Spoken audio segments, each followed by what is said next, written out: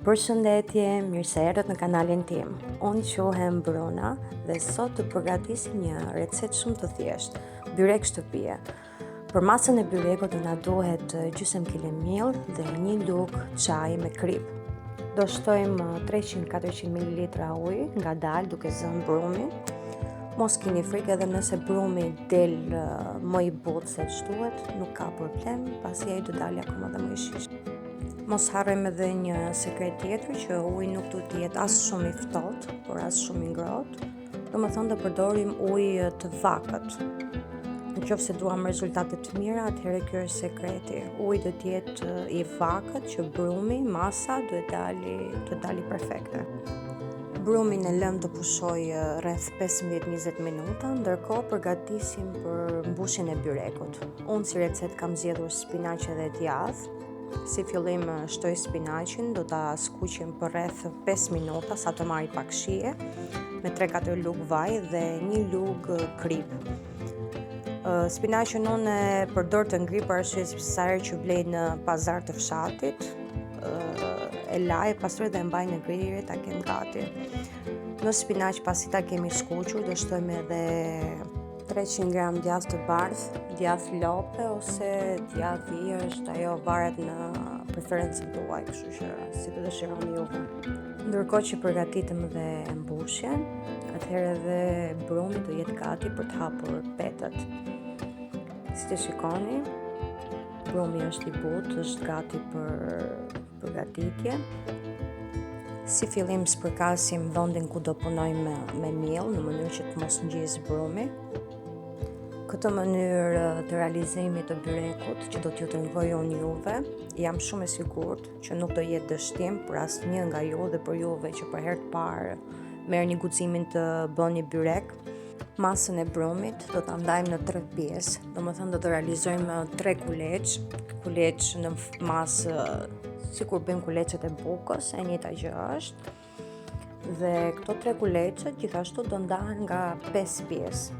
Arsyeja pse unë vendos ta bëj në këtë lloj mënyre. Arsyeja është shumë e thjeshtë, por arsyeja sepse asnjëherë nuk ka dështim, kjo është 100% e sigurt, sepse kam provuar edhe mënyra tjera. Një herë më ka dalë shumë e fortë, një herë shumë e butë, një herë qullët. Dhe kështu që kjo mendoj se është mënyra më e mirë, sidomos për ata që nuk kanë provuar asnjëherë të bëjnë byrek vetë në shtëpi, është shumë e thjeshtë. Ndërkohë që po shihoni videon, do isha shumë falendëruese nëse jepni videos like dhe për ju që jeni për herë të parë, abonim kanalit tim për më shumë receta të tjera. Si që thashë më përpara, atëherë kulaçin e madh do ta ndajmë në 5 kuleç të vegjël. I përgatisim kuleçet e vegjël mirë në mënyrë që t'i kemi gati për hapje. Dhe në vazhdim t'ju tregoj një mënyrë hapje shumë e thjeshtë, shumë e lehtë për të gjithë ju që nuk e keni provuar ndonjëherë. Hapjen do ta bëjmë me shkop pice. Ju duket pak e çuditshme, e vërtet, por mos keni frikë, është shumë praktike, shumë e thjeshtë. Kuleçet e vegjël do t'i hapim në formë pite, as shumë të mëdha, as shumë të vogla. Prandaj edhe ky është qëllimi i videos, në mënyrë që të jetë sa më e thjeshtë për ju, sa më e lehtë dhe sa më praktike. Prandaj edhe unë vendosa në video të përdor shkopin e picës, pasi ndoshta jo gjithë mund ta përdorin shkopin për byrek për hapjen e petëve, kështu që unë zgjodha këtë mënyrë në mënyrë sa më praktike, t'ua tregoj dhe sa më të lehtë. Të njëjtën procedurë do bëni edhe me kuleçet e tjerë, domethënë brumi i përgatitur është ndarë në 3 pjesë. Këto pjesët janë të ndara me 5 kuleç të vegjël. Të njëjtën procedurë do bëni edhe me tjerat dhe do vazhdojmë pastaj me procedurën tjetër. Petët e hapura do t'i lyejmë të gjitha me vaj dhe do të vendosim me njëra tjetrën. Kjo do të bëjë që në pjekje të jetë peta të ndahet me njëra tjetrën në mënyrë që të piqet sa më mirë. Kjo është një mënyrë shumë e mirë, shumë e thjeshtë, sepse përderisa do t'i hapim petët me shkop pice, kështu që nuk do na duhet të hapim në atë madhësi të madhe, sikur zakonisht shohim ose pet që gjitha t'i bëjnë të holla.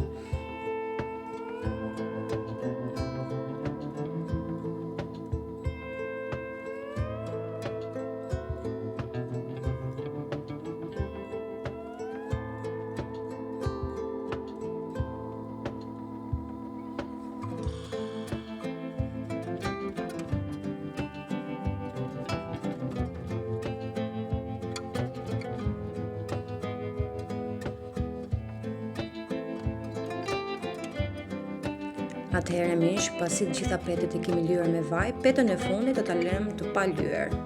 Ja ku janë të gjitha petët, domethënë çdo petë nga këto ka brenda 5 kuleç dhe vazhdojmë me hapin tjetër.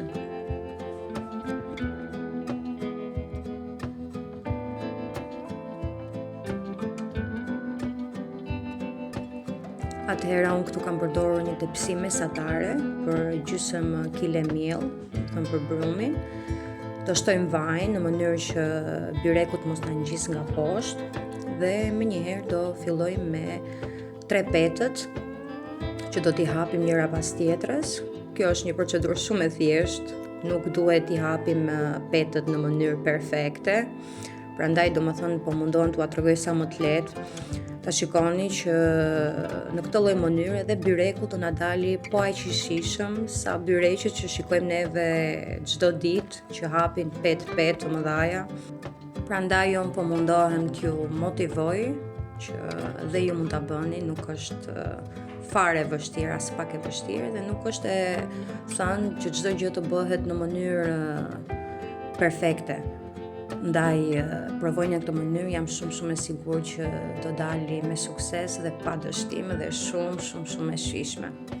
Petën e parë mundoheni ta hapni pak më të madhe se 2 petët e tjera, për arsye sepse do jetë në fundin e tepsisë dhe që të lejojmë domethënë të bëjmë edhe mbylljen e saj.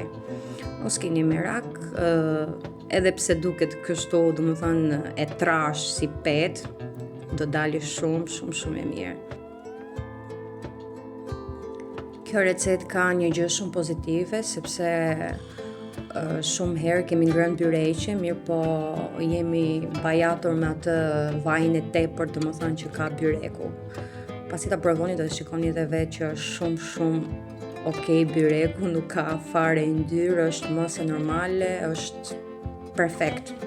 Në petën e parë do të shtojmë gjysmën e mbushjes që kemi përgatitur, ndërsa gjysmën tjetër do ta ruajmë për në petën e dytë, ndërsa petën e tretë për mbylljen.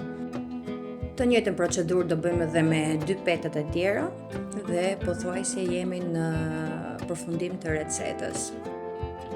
Më shkruani edhe ju në koment, më tregoni si e përgatisni ju byrekun, ose si është mënyra më e lehtë për juve.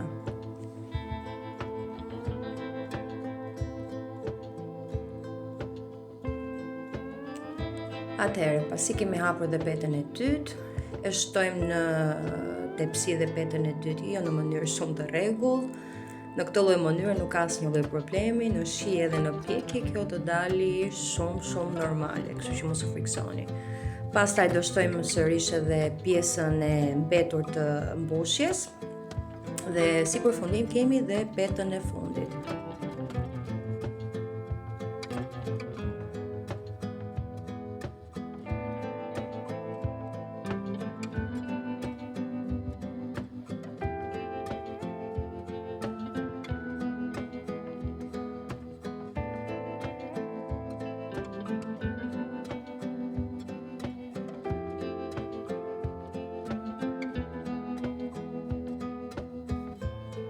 Atëherë miq, jemi në përfundim të recetës, shtojmë petën e fundit dhe do bëjmë mbylljen e saj.